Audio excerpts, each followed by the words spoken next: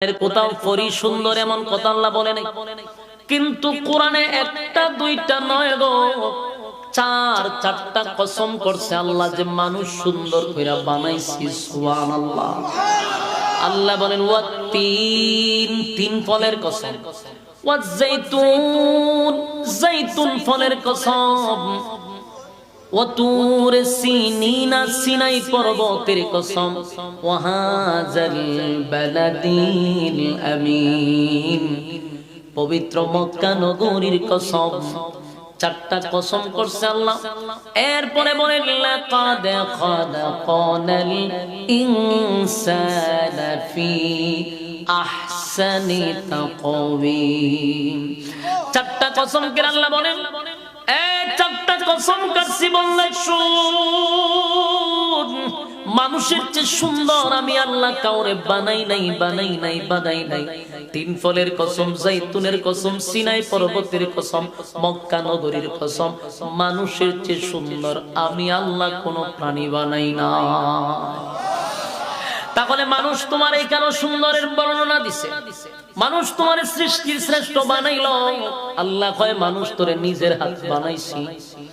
আসমান জমিন সূর্য চন্দ্র গ্রহ নক্ষত্র পাহাড় পর্বত সাগর নদী নালা খাল বিল যা দেখি না সব বানাইছে আল্লাহ 6 দিনে। কিন্তু মানুষ 3.5 হাত তোরে বানাইতে আল্লাহর 6 সেকেন্ড তো লাগে না। 6 সেকেন্ড তো দূরের কথা, ইশারায় বানানো সম্ভব। কিন্তু মালিক বলেন না বান্দা না, তোরে 6 দিনও বানাই নাই, 6 মাসও বানাই নাই, 6 মাসও বানাই নাই, এই তোরে 10 মাস 10 দিন লাগাইয়া আমি তোরে বানাইতে তাড়াহুড়া করি নাই, আমি তোরে সময় লাগাইয়া বানাইছি। এমন কি তোর মাথার মধ্যে আমি আল্লাহর কুদরতি হাত লাগাইয়া বানাইছি।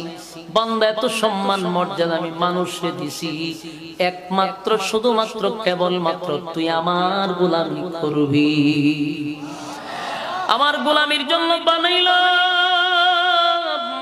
এরপরও তুই আমার গোলামি করলি না, আমার গোলামি করলি না।